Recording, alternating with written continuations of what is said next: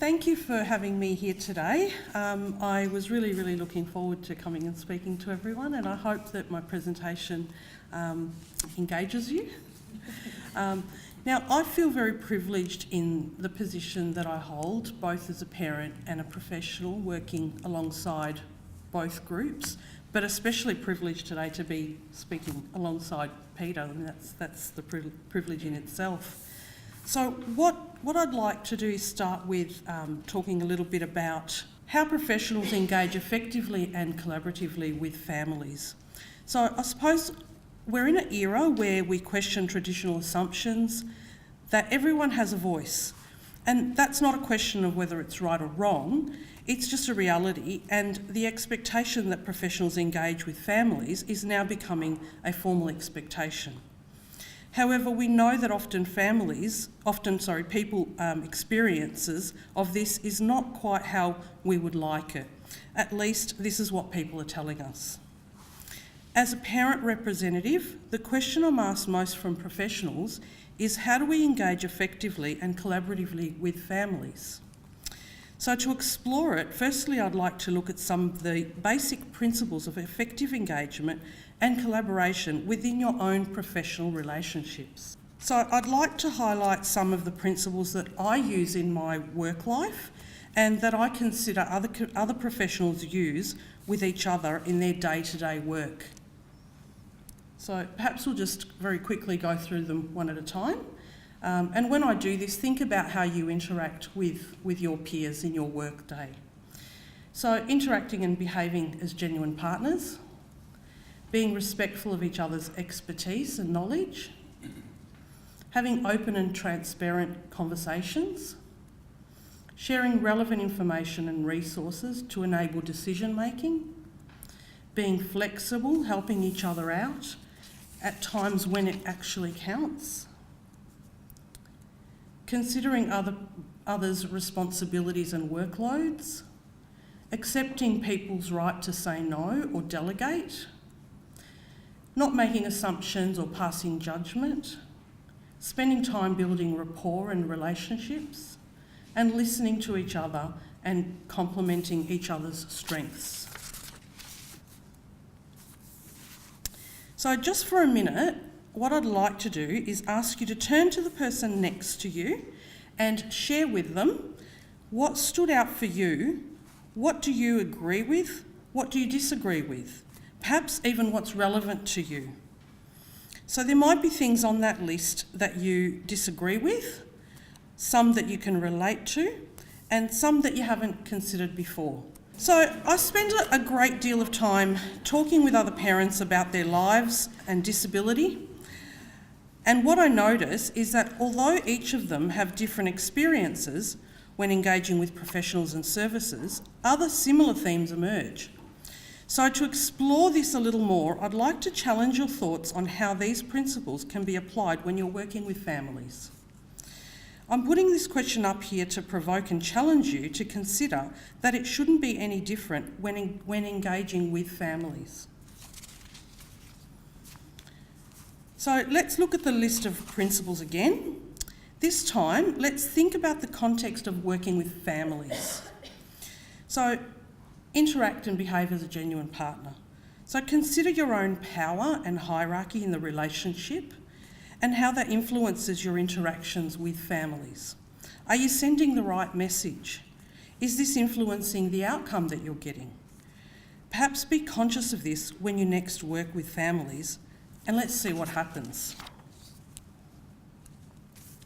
Be respectful of each other's expertise and knowledge. Well, we all know that parents are experts in their child's care, and parents often hear you say this. However, the reality is that the interaction may not reflect that. Perhaps consider that this should not be tokenistic, it should be real, and think about how you can make it real. Have open and transparent conversations. Parents will make better decisions if they have all the facts and the implications, not just what you think they need you to know. Remember that parents are empowered by other parents and Dr. Google, and this can lead to less informed decisions being made. Trust that parents can deal with anything that you tell them. We've developed a very thick skin over the years. Share relevant information and resources to enable decision making. This is the same as open and transparent conversations. Give them all the information that enables good decision making.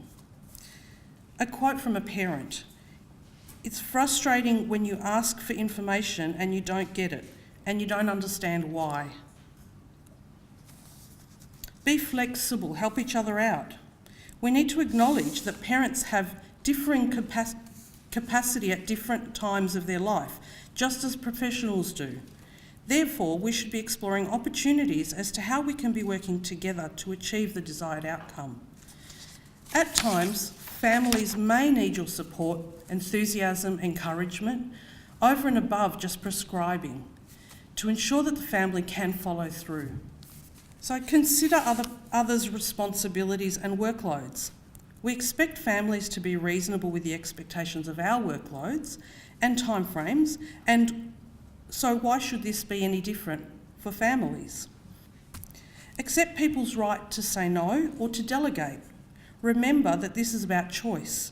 Parents will only follow through if they genuinely commit to what you're asking. If they feel they have no choice but to say no, they will never really commit. Also, remember that often choices are not readily available to parents. So, for example, not all holiday destinations are available. Our life's choices are limited by structural and cultural barriers. So this is really important, that where you can give parents choice, you do so meaningfully. Sometimes parents will commit and yet not be able to follow through. This is not because they simply don't want to. Consider their capacity and what else is happening at that time in their life. Their reasons may be quite valid, and so no guilt trips, please.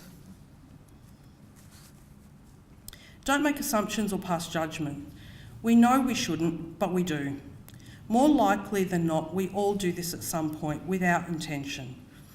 I ask that you consider how this may be impacting on your relationships with parents. Are you comparing? For what? And to who? Other families? Your expectations? Spend some time building rapport and relationships. So we know that good relationships have a positive impact on the outcomes we achieve. Therefore, do we consider this to be less important when dealing with families?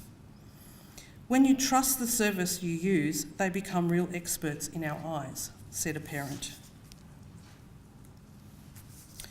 And lastly, and most importantly, and I hear this often, time and time again, almost every time I speak with families and parents, listen to each other and complement each other's strengths. Take the time to really listen and hear what parents are telling you. Understand where they're coming from, what their concerns are, and how this will impact on the bigger picture. Then use your expertise to fill the gaps and support the goals and choices, rather than telling them what you think they need or should have.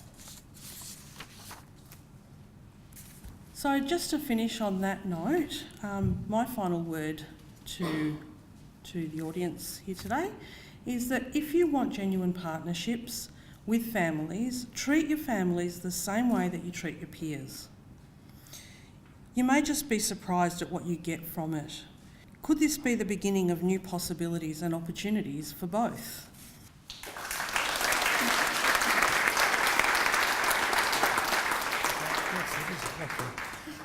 What I want to do in the context of participation is to talk about and to present to you briefly some work that one of my PhD students, who sadly can't be here, compiled based upon some work that we did with a CRE, a Centre of Research Excellence in Canada, with which Canchild is involved.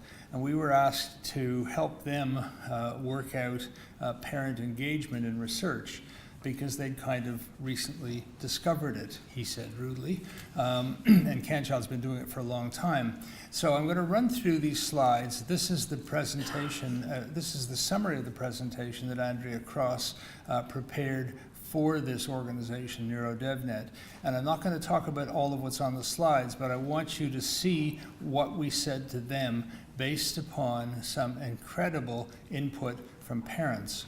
The other thing I need to tell you is that the parent leaders of that group participated with Laura Miller and me and Vicki yesterday morning, which was Sunday evening in Canada, in a webinar to begin to develop a research project that we're doing with the active, palpable engagement of these families. And we hope to replicate it here with families. So this work will have families' fingerprints all over it. And it's a kind of engagement and participation. We know that there's a growing involvement of stakeholder partnership and stakeholder participation in research. There's an expectation. We can no longer say it would be nice, we now have to do it, and it's long overdue. And I don't say we have to do it as if, gee, it's an annoyance. In fact, it's an opportunity we have been missing for a very long time. So there are various organizations, both in the UK and here and in Canada and in the United States, that are beginning to discover how important this is. The report, as I said, what I'm going to present to you is the feedback provided by parents of kids of all sorts, with all sorts of issues. And the workshop that we did was with parent involvement to develop it, and with parent involvement and leadership to amass it.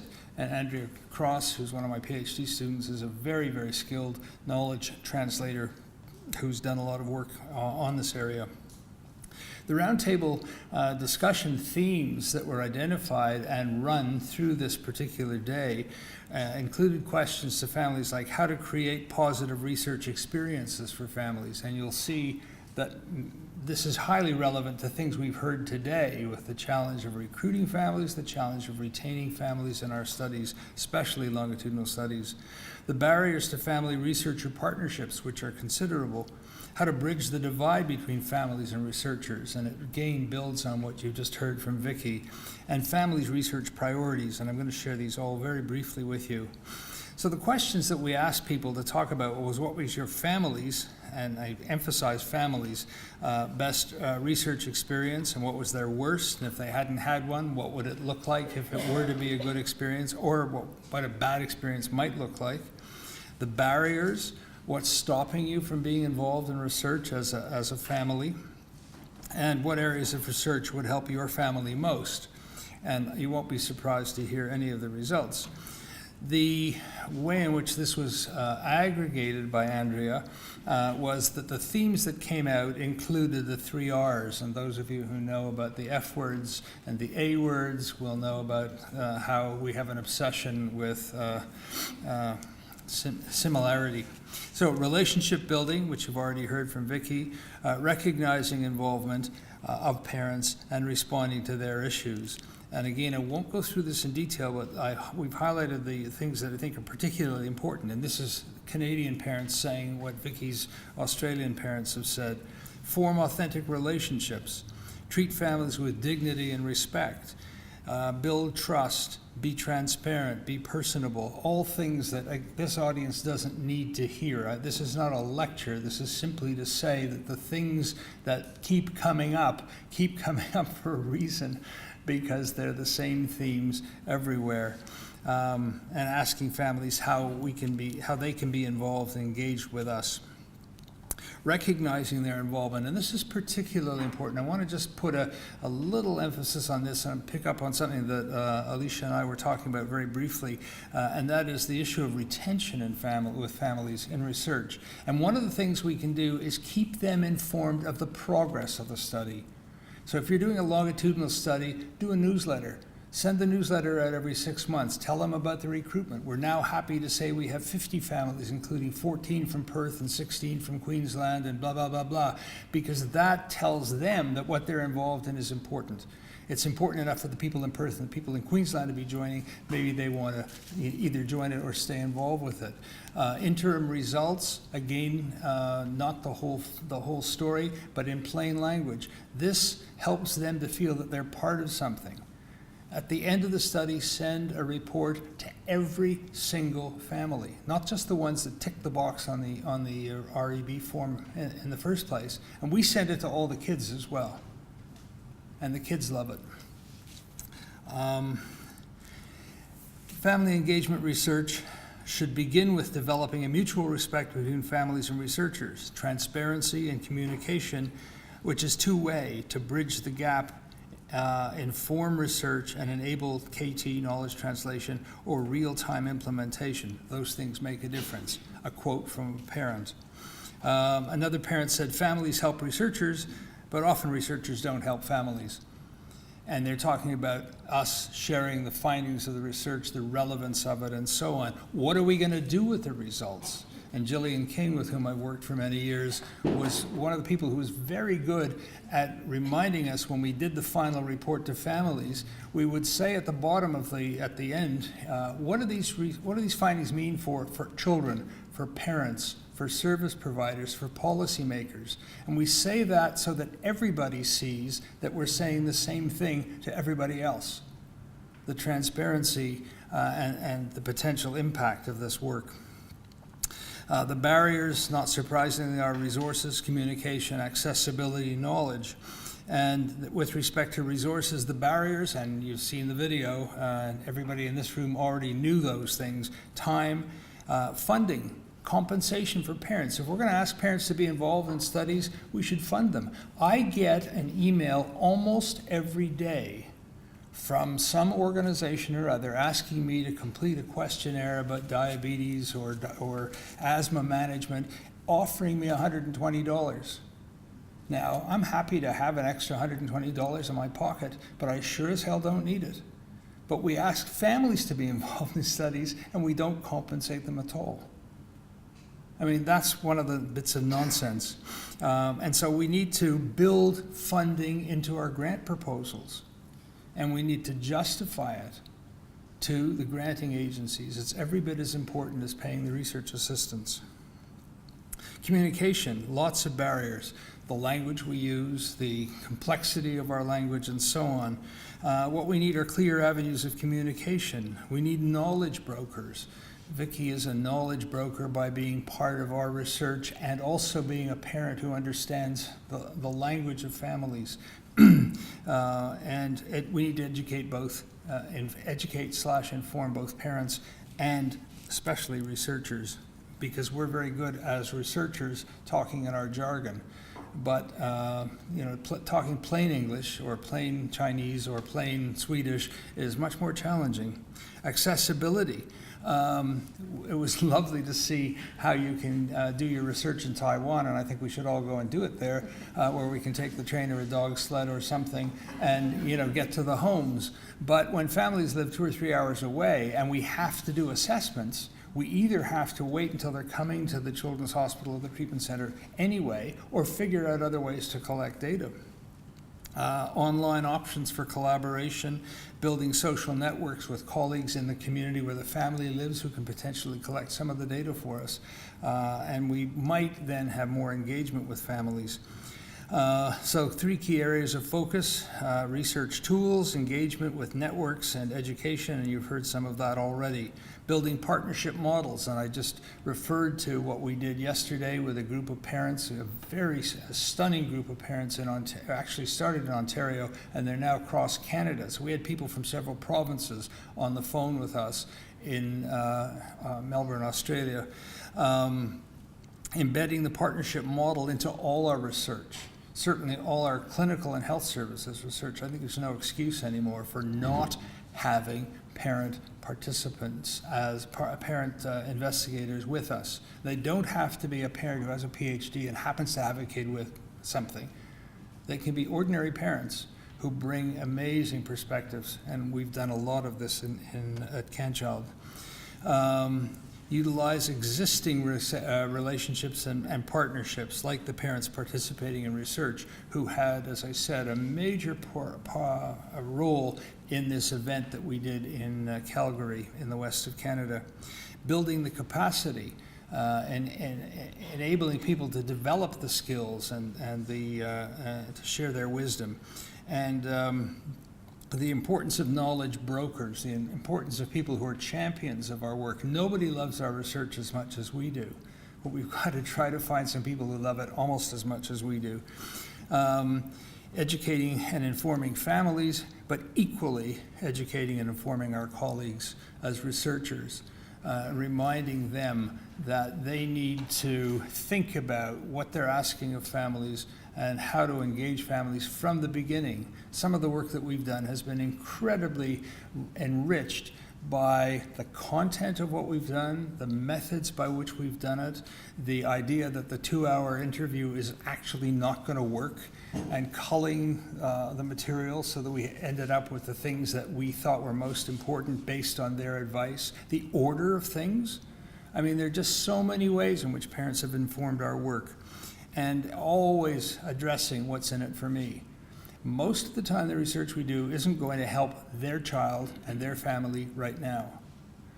But I have been amazed at the generosity and the altruism of families who want to be involved in research because they want the next family that comes along to have a less difficult time than they've had. So being able to share with them what's in it for them and what's in it for the field is very important. I won't go through families' research priorities except to say that they would like us to have a holistic approach to child disability and development, and that's what today and that's what these 3 days are about. It's clear that we are all tremendously committed to children having full lives, being engaged, participating, and so on. They're very concerned about transition to adulthood, as people are all over the world. Knowledge translation, what's going on? When we go to Dr. Google, which of the 40 million hits that we get is actually relevant, and how do I know? An interest in families. The unit of interest clearly has to be family, child in family, and they're telling us very clearly about that. Service navigation, which of course is much more regional with respect to how you work in your system wherever you are, and then a variety of other things like sleep and augmented communication, which are more specific. So these are the kinds of things that came out of this very rich full day of discussion with parents. There were some service providers there listening and contributing, but this is a report that we sent back to the people in our Center of Research Excellence who asked us to do this for them. How they use it, I don't know. But clearly, we're sharing this in many ways. This is, I think, on the Canchild website if you're interested, and otherwise I can share it with you. And thank you very much.